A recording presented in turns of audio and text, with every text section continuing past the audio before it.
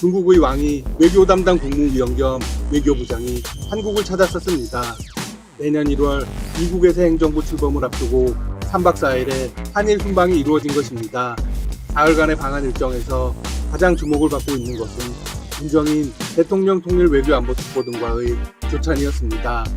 조찬의 내용을 전하는 중국 외교부 자료를 보면 상당히 의미심장한 표현들이 등장합니다.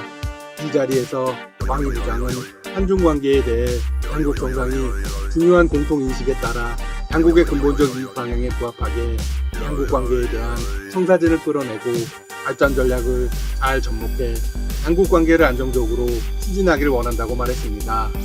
이에 문정인 특보는 미국과 중국의 사이가 나빠지면 한국이 처신하기 어렵다고 말했습니다. 왕 부장은 다시 이렇게 대꾸했죠. 신냉전에 반대한다. 이는 역사적 발전 흐름에 맞지 않는다. 왕이 부장이 한국에게 하고 싶은 이야기는 무엇일까요? 트럼프 행정부는 미국 우선주의를 내세우며 그동안 동맹 관계를 정시해왔습니다. 동맹국들은 경제를 위한 파트너에 가까웠죠.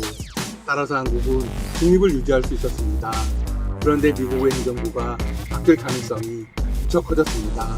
트럼프 대통령이 제기한 불법 선거 소송은 대부분 패소를 한 상황이고 재검표 결과 바이든의 당선이 확실시 되고 있죠.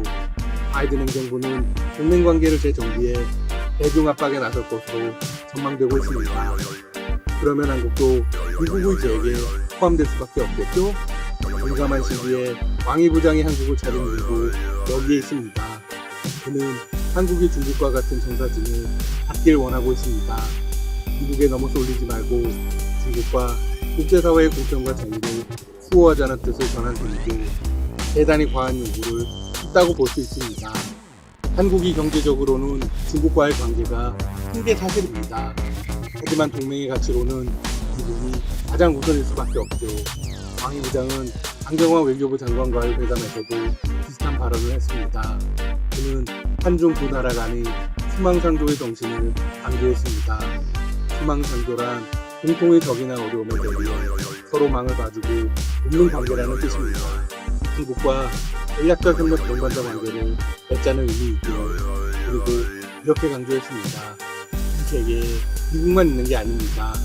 한중 외교 수장의 회담이 끝난 후 중국 외교부는 합의된 10가지 항목을 발표했습니다. 그런데 중국이 한국의 발표에 없는 사항을 포함했습니다. 한중 외교 안전 2+2 대화 시동, 이는 두 나라가 더 전략적인 관계를 맺기로 했다는 것입니다. 이방적인 주장이죠.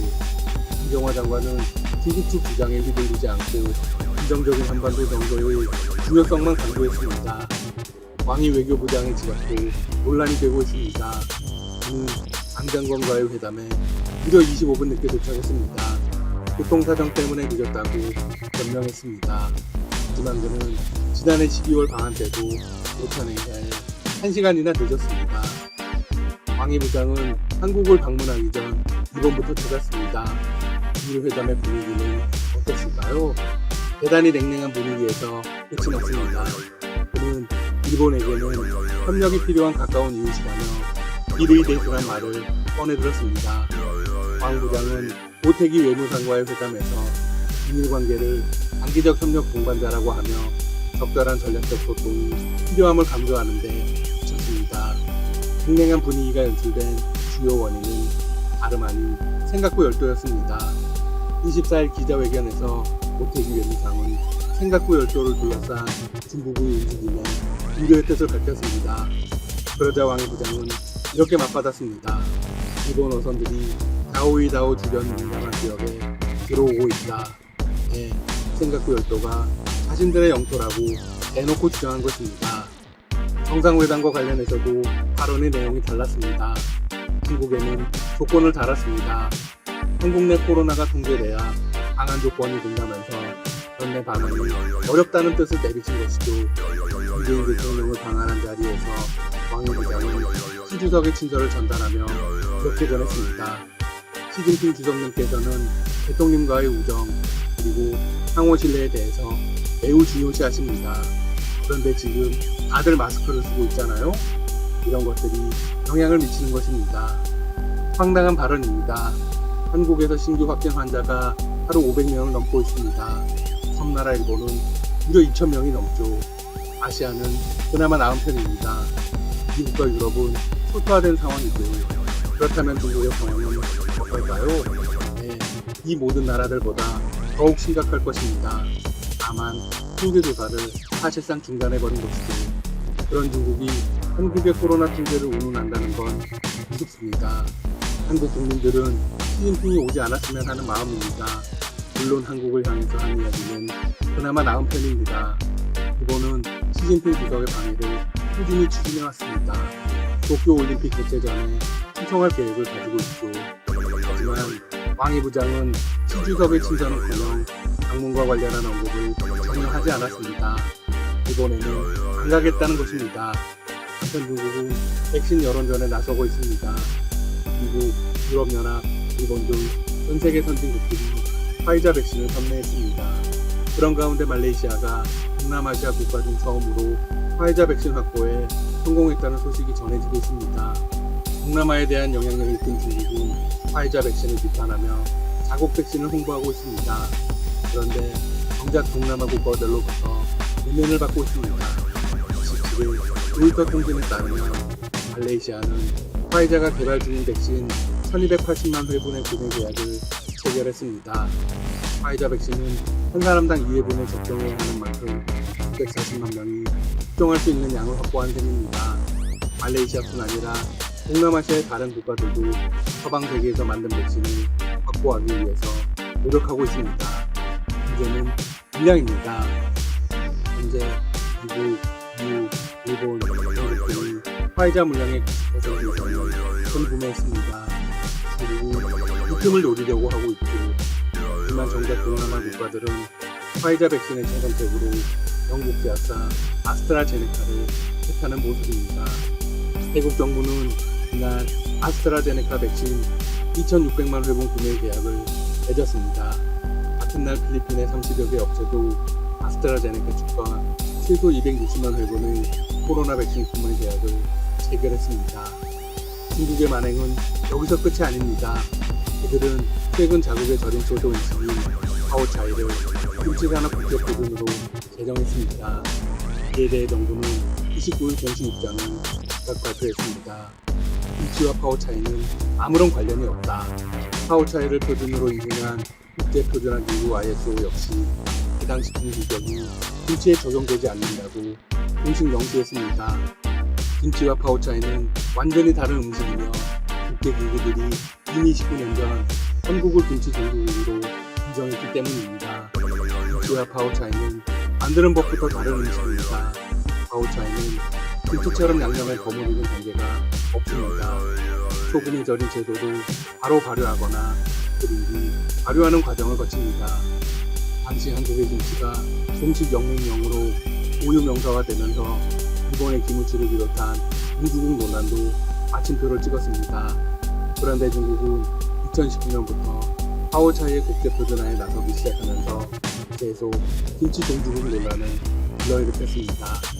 지금까지 닥터시사TV였습니다. 여러분 시청해주셔서 감사합니다. 구독과 좋아요 부탁드립니다. 영유권 분쟁을 벌이는 남중국 해에서 군사 훈련을 한 것으로 알려지자 베트남 정부가 심각한 주권 침해라며 반발했다. 홍콩의 사우스 차이나 모닝 포스트는 지난 5일 중국 공산당 기관지인 인민일보의 해외판 애플리케이션 하이컴 뉴스 등에 공개된 영상자료를 토대로 중국 인민해방군 세계 전구가 공군의 전투 태세 훈련을 강화하고 있다고 보도했다. 하이컴 뉴스가 4일 공개한 영상에는 인민해방군 남부 전구가 수호이 -30 전투기와 공중급 유기를 포함한 다양한 전투기를 남중국해 수비 암초 부근 상공으로 출격시켜 훈련하는 장면이 나온다. 남중국해 스프래틀리 제도에 있는 수비 암초는 중국이 실유지배하고 있으나 베트남과 필리핀, 대만이 영유권을 주장하고 있다. 레티투앙 베트남 외교부 대변인은 6일 정례 브리핑에서 중국의 이 같은 훈련에 대한 질문에 정사군도와 황사군도는 베트남 영토라는 것을 다시 한번 강조한다면서 이 두 곳에서 베트남의 허가를 받지 않은 모든 행동은 심각한 베트남 주권 침해라고 말했다. 탕 대변인은 또 베트남은 공격적인 행위에 강하게 반대한다고 밝혔다. 중국은 남중국해에 유자 형태로 9개 선을 그어 90%를 자국 영해라고 주장하면서 인공섬을 건설한 뒤 군사기지화해 인접국과 갈등을 빚고 있다. 또 이와 관련한 미국과 중국 강긴장도 점차 고조되고 있다. 국제상설중재재판소는 2016년 7월 필리핀 정부가 제기한 소송에서 남중국해 대부분에 대한 중국의 영유권 주장에 법적 근거가 없다고 판결했다. 감염자 751명, 사망자 10명, 활동환자 349명, 치료자 392명. 하노이 코비드-19 환자 1명 추가했다. 은웬 특중 하노이 시장은 푸토지구의 30세 여성 환자는 빠른 음성 테스트를 받았지만 PCR 검사는 양성이었다고 말했다. 8월 7일 오전 코비드-19에 관한 상임 정보 온라인 회의에서 7월 24일부터 27일까지 7명의 가족이 다낭으로 여행을 했다. 27일 다낭에서 온 후 환자는 집에서 격리됐다.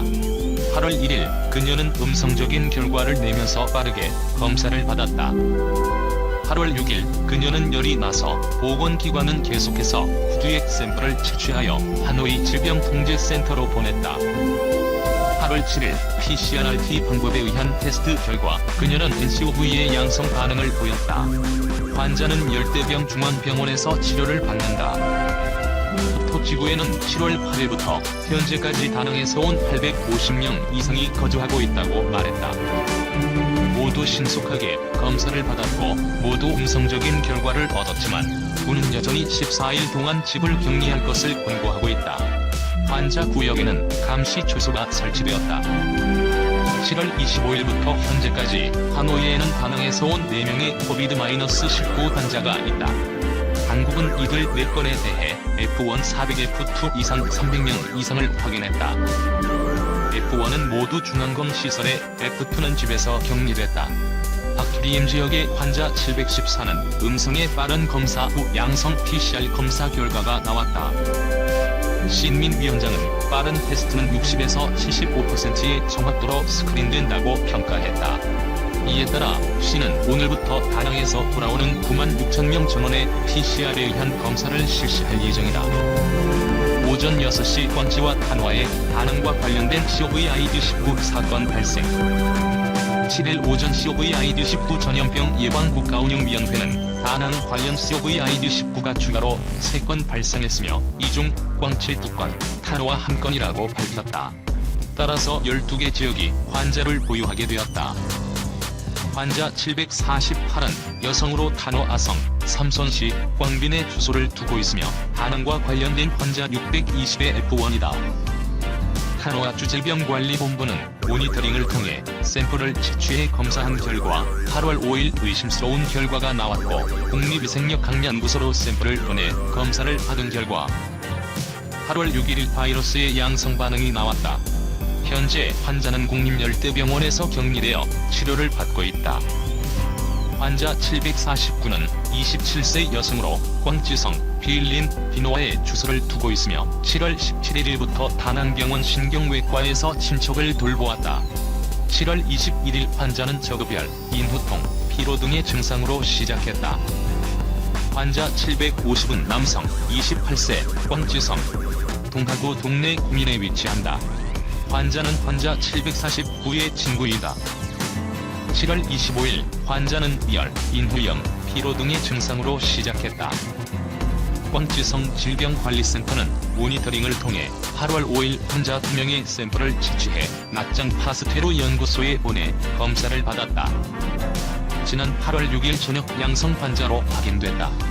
현재 광지계획 폐지현 병원에서 환자 2명이 격리돼 치료를 받고 있다. 베트남 8월 7일 6시 현재 총 750건의 COVID-19가 있으며 이 중 312건은 입국 즉시 격리되었다. 7월 25일부터 현재까지 다낭 관련 신규 건수는 298건으로 이 중 10건이 사망했다. 국가 COVID-19 예방운영위원회인 치료소위원회 보고서에 따르면 현재까지 750분의 391건의 COVID-19가 완치 판정을 받아 전체의 52.3%를 차지하고 있다. 현재까지 베트남에서 외국 국적의 환자 10명이 완치됐다. 7일 오전 현재 의료시설에서 치료와 감시를 받고 있는 COVID-19 환자 중 바이러스 음성검사 결과가 1에서 2회 나온 환자는 33명이다. 현재 315명의 환자가 COVID-19를 유발하는 바이러스의 양성 반응을 보이고 있다. 베트남 하노이 시내 한인타운을 경유하는 시내버스 회사에서 일하는 직원이 신종 코로나 바이러스 감염증 확진 판정을 받아 감염 확산 우려가 제기된다. 베트남 보건부는 6일 코로나19에 4명이 새로 감염돼 누적 확진자가 717명으로 증가했다고 밝혔다. 이날 신규 확진자 가운데 1명은 하노이 시내 미딘과 중화 등 한인 밀집 지역을 경유하는 시내버스 회사에서 근무하는 42세 현지인 남성이다. 그는 지난달 14에서 17일 가족과 다낭 여행을 다녀온 뒤 이틀 뒤 인후통 등 증상이 나타났으나 정상적으로 출퇴근하면서 하노이 시내 여러 병원을 방문했고 인근 지방에도 다녀온 것으로 파악됐다고 현지 언론이 보건당국 발표를 인용해 보도했다. 이에 따라 당국은 그가 사는 아파트 주민 100명과 직간접 접촉자 68명을 격리하는 한편 추가 접촉자를 추적하는 등 감염 확산을 차단하기 위해 안간힘을 쓰고 있다. 베트남에서는 지난달 25일 중부 유명 관광지 다낭시에서 본격 시작된 국내 감염 재확산 이후 지금까지 11개 지방에서 270명이 지역사회 감염으로 확진, 판정을 받았고 이 가운데 8명이 목숨을 잃었다. 응우옌치원 보건부 차관은 앞으로 확진자가 계속 늘어 열흘 안에 정점에 도달할 것으로 예상한다면서 방역수칙 준수를 당부했다. 베트남 내년 최저임금 동결될 듯. 베트남의 내년 근로자 최저임금이 동결될 전망이다. 7일 경제 전문지 베트남 인베스트먼트 리뷰에 따르면 베트남 국가임금위원회는 지난 5일 제2차 전체 회의를 열고 내년 최저임금 문제를 논의했다. 이날 회의에서 위원 13명 가운데 9명이 신종 코로나 바이러스 감염증 사태에 따른 고통 분담 차원에서 내년 최저임금을 동결한다는 데 찬성표를 던졌고 베트남 노동총연맹 대표는 기권한 것으로 알려졌다. 이에 따라 국가임금위원회는 정부에 최저임금 동결안을 제출하기로 했다. 베트남 정부는 내부 검토와 베트남 주재 외국 상공인 단체의 의견 수렴을 거쳐 내년 최저임금 확정한다. 올해 베트남의 최저임금은 지역에 따라 월 307만에서 442만 동이다. 베트남에서는 지난달 25일 다낭에서 코로나19 국내 감염이 본격 재발한 뒤 13개 지역으로 확산, 298명이 지역사회 감염으로 확진 판정을 받았다. 이 가운데 10명이 목숨을 잃었다. 이에 따라 하노이시와 지민시가 공공장소에서 마스크를 착용하지 않으면 벌금에 처하기로 하는 등 감염 확산을 막기 위해 총력전을 펴고